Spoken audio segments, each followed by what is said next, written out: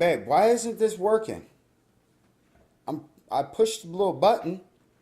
I don't know. I can't even see my face. Why? I Look at what you slow down for a second and look at what you're doing. I'm I pushed the button. And perfect.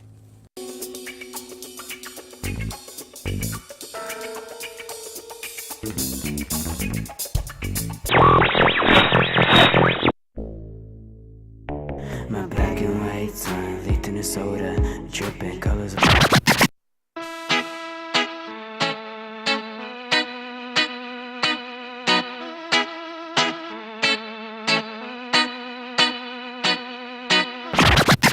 Baba, black sheep, have you any wool?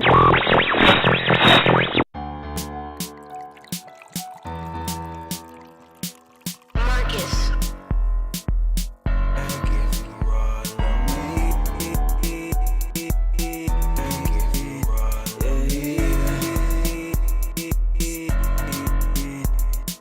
Yo, are you really down for this? Like, can you fill up my emptiness? Can you bring me back? Hey guys, it's Nick. Boy, it was hot out there. So today we talked about some rose bushes and some sun blight and bugs, mite. Charlie Moore asked me a question about the mites and the bugs and how to get rid of them. But I also showed you about how cutting stuff back on the perennials on roses is good, gives it more life. I also showed you an example of some sun blight.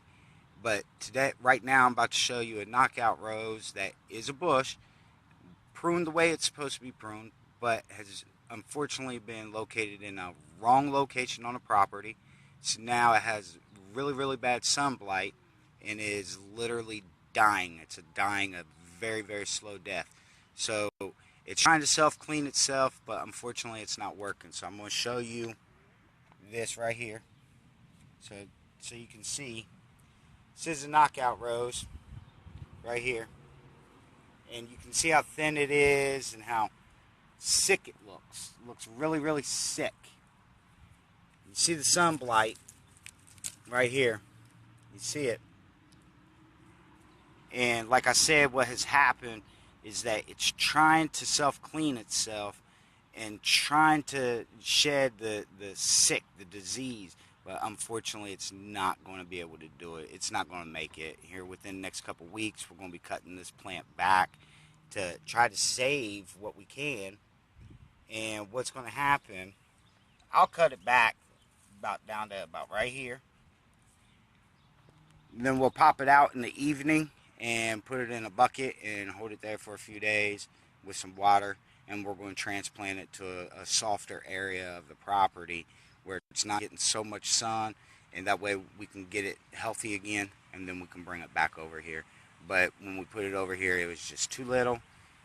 It couldn't handle all the sun that I have it in, and unfortunately it happens. So but I wanted to show you an example of that. Now I really want to show you another cool plant that we have here, and it's called spiderwort. Yeah, spiderwort. And it's an old school plant. It spreads. It's beautiful. Comes in blue, purple, pink, and white. So here it is, right here. Looks just like grass, but as you can see, it does get the flower right here. It is in the family of the Liriope, but not like Liriope. Liriope only pops up twice a year in the spring and in the fall, and you get a blue, a pink, and a white with Liriope. But spiderwort stays around forever. It just stays and it keeps spreading and spreading and spreading.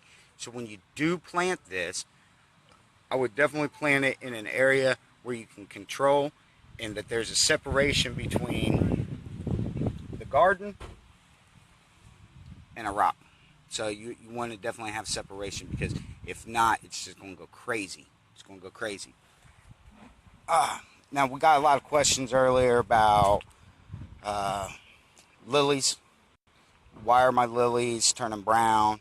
Nick, my lilies, they gave me a couple flowers this year. Now they're brown, and now I get nothing. So what you're getting is probably a little something like that.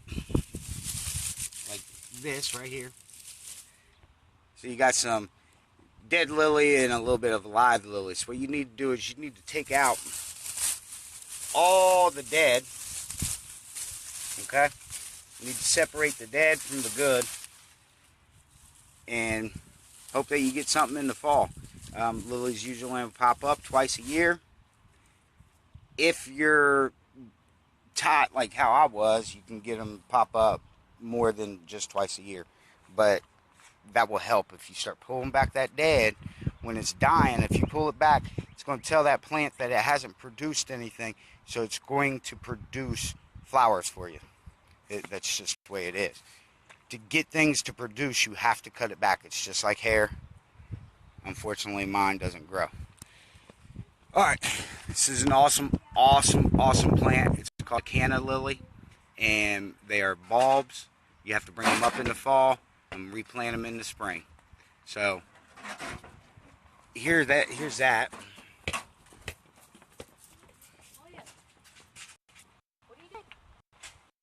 They'll probably get between 7 to 8 feet tall. All depends on your location of the property where you have them at.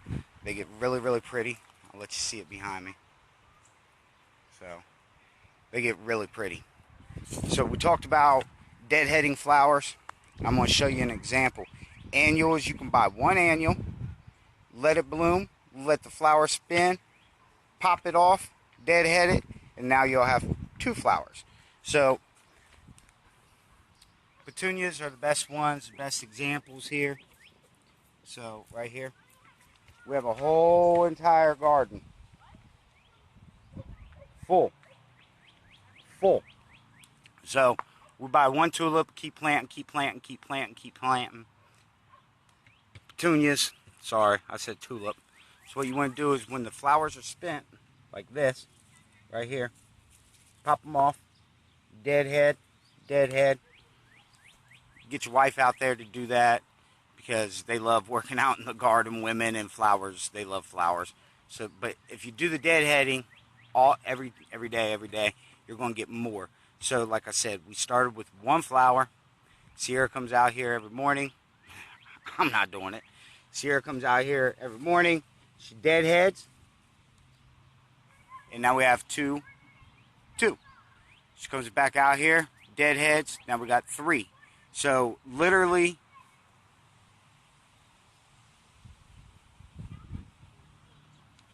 all of those started off as single. But once you start deadheading, they start spreading. So that's how you get a full look. You have to plant petunias close, tight. They like to be tight. They like to be next to a buddy, and that's what you do. Petunias give a great smell. Sierra doesn't like the smell. I love the smell, but the rose bushes is what she likes. So I'm going to show you a couple other little things. We went over the spiderwort, went over deadheading. The knockout roses are 100% self-clean. That is what they were created for, is to self-clean. They are to be a bush. Once you prune them, they are to be bushy. So you can see the knockouts down through there. We got 4 large ones, and there you go. All of them are bushes. You train them the way you want. You bring them up tall. You bring them down low. You keep them short. You keep them bushy. But they should never, ever look wild like the ones I showed you today. Those old school roses that get all crazy and they start growing crazy. We got one here, and I'll show you. But I wanted to show you something else.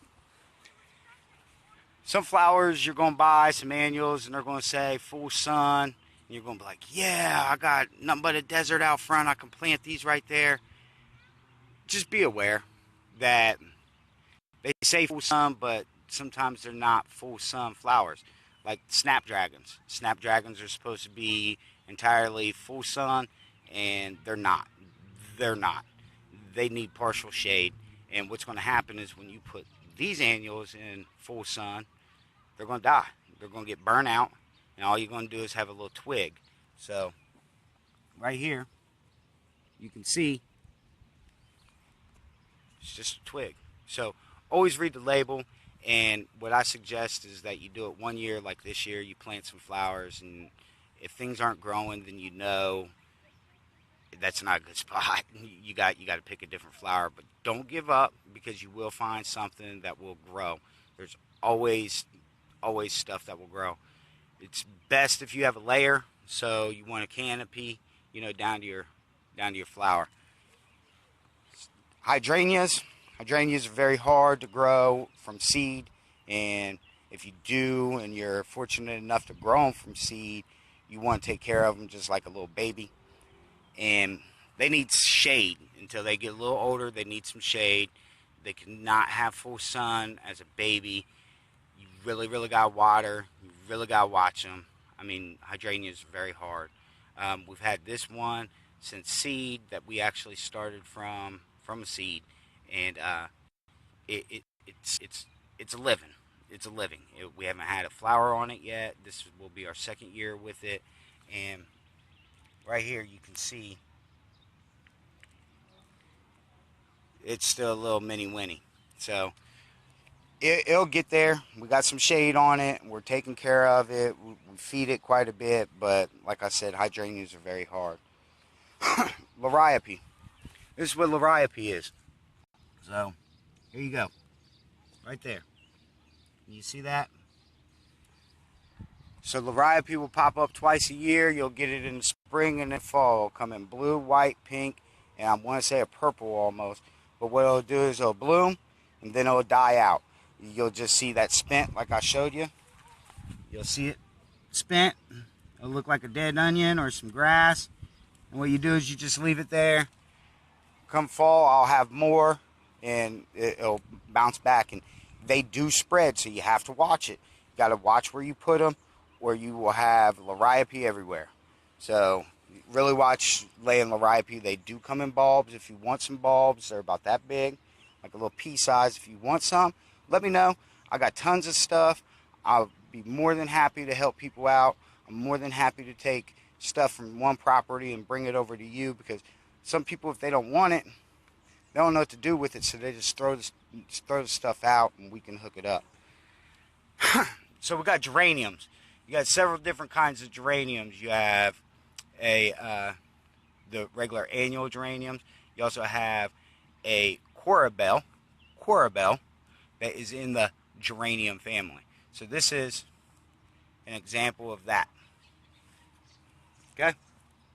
That's an example of an awesome geranium corabelle. They do attract a lot of ants, so wherever you put them, make sure that you kind of get them away from the house, because they will attract ants. And there's nothing really you can do about it. It's because of the roots and something about being sweet or something like that. I'm not real sure. All right. So roses come so many different roses, rose varieties. You got black roses, you got white roses. You have the John Pope white rose that's created specifically to stay white. It does not get sunblight, does not get brown, nothing.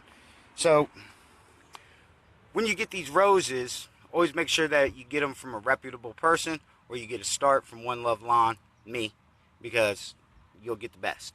So this one, right here, it's called John Pope White Rose. The only two people in Columbus that I know that has them, me and my cousin Shane. And my Aunt Gertie got them for us and specifically ordered them just for us. So they come all the way from Texas. They're a hybrid, and they get white. It's a white rose. It's beautiful. Right now, you can see my little guy. He's doing good. He wasn't real good last year. He got sick, and I had to retransplant him. So, wild roses. What's a wild rose? Wild rose is a rose bush that has not been tended to, not taken care of. The old life has died. So a wild rose comes from the root, from where they have grafted it. So all roses are wild. It's just some of them, like the John Pope, right here, is the graft, right there. So anything above this graft up is the John Pope. anything that's coming from the ground underneath that little graph area is considered a wild rose. Like this one here, right there, that's a wild rose. Came from the ground. We didn't plant it. It was here when we moved here. And what I've been doing is I've been cutting it back, been training it to become a domesticated rose. So now it's not so wild. And what you're going to see is I do have a flower. I do have a little petal. Actually got a couple blooms and some sun blight there. It's been a rough summer. But once you keep cutting back, you're going to get these petals, and it's going to start blooming. And then now you've got a new rose. So here's another example of a wild one. Here's a wild rose, just like the one we talked about today. And these are the ones that get the long shoot on them. Long shoot. And they're old roses. They're old school roses. And a lot of old people call them teacups because they look like a teacup. It's the petal. The petal is very fine. And they're called antiques. And old people call them teacups. I promise you that. So if you say you got a teacup rose, they'll know exactly what you're talking about. So this one here, we've been messing with, we've been training, we've been pruning it, been cutting it back. We have yet to get a flower on it. We don't know what color it's going to be. More than likely, we're going to get probably a red and a yellow, or we're going to just get an all yellow like a Texas rose. Now, this is the cool one. I have a black rose. I'm probably the only person in Columbus that has a black rose. And what it is called, it's called a Everflow or something like that. And it's actually a deep purple. And it looks black when they keep spending. When they keep blooming, they look black. So it's considered a black rose. You have to order these. The only place you can get these is through me. I'm the only guy. That, unless you know my Aunt Gertie, I mean, because that's about all you're going to get. Even Shane doesn't even have a black rose, so it is what it is. So here's another wild rose that I've gotten to bloom several different times, and I'm getting beautiful pinky red flowers. Beautiful.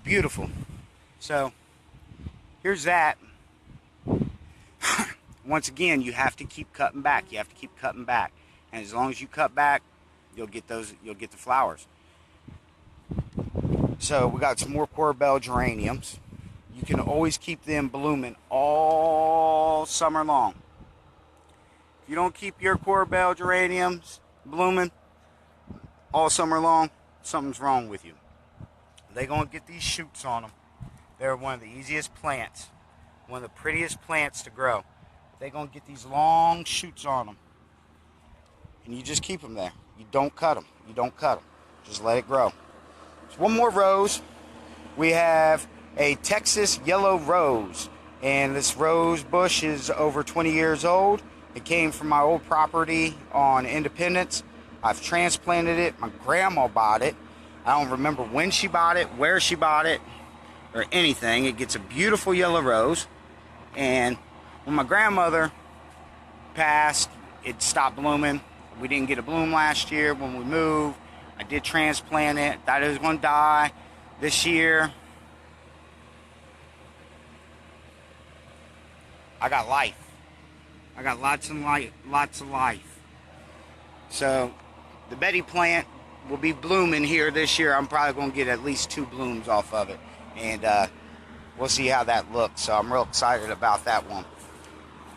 Daylilies. Nick, my daylilies keep getting brown. Nick, I only got 1 flower on my daylilies. What's going on, man? It looks like the freaking desert or something. It happens. You only get 2 flowers. Spring and fall. Now, it depends on when you plant your bulb, when you're going to get your flower. I cannot guarantee you a spring or a fall flower with daylilies. Like I said, it all really depends on when you plant your bulb. So what you're going to do is when you start getting all this spent, you start getting the dead, okay? You got to take out the dead. You got to take the dead out. Okay? So you take the dead out. Alright? You take the dead out. Tells your plant it has not produced anything, and it's gonna make your bulb push more. So now, instead of 2 times a year, you could possibly get 3 or maybe even 4 times. But you have to stay on top of the lilies, or they're not gonna love you back, because I hate those plants. I hate them. Wildflowers. Awesome plants. I love them. Okay, so we got a mixed variety here, garden variety of wildflowers. So a lot of this stuff, I have no clue what kind of flower it is. Came in the package, laid it down, tried to see what's going on. They're coming out. You do want to deadhead these wildflowers. Wildflowers are perennial, and wildflowers will stay. They will stay forever. Shane, you just missed your rose. I had your rose on. So everybody, that's the thing. Stay on top of your plants. You got to deadhead. You got to talk to your plants. If you don't talk to your plants aren't going to give you anything back. I mean, that's old school. If you don't talk to them, they ain't going to do nothing for you. Talk to them, you name them, they're going to turn out to be beautiful, beautiful, beautiful plants. So let's talk about an edge. A lot of people don't understand why we edge flower beds. Yeah, it looks nice when it's done correctly, but it's also to separate your grass, your lawn, from your flower bed. It's also to hold in your mulch, but also an edge, if done properly, like Mike Davis has done this year. Okay? If done properly, an edge is really and technically to hold moisture in your flower bed. It's to let the water have an area to drain out. It's to have a proper flow. It's to help your flower bed live. A lot of people that don't have an edge on there, they tend to have a lot of issues with grass growing into their flower bed. I'm letting you know it's not from the mower blowing the grass in there. It's because you don't have an edge, so the grass doesn't know where to stop growing. So edges work, edges help. Edges really, really help. I'm going to let you see this edge running down through here. So you can see the edge running all the way down. And it helps. And here's one more example of buying a tulip, planting it, and seeing how it goes. So I'm going to show you how that is. So here's one we bought.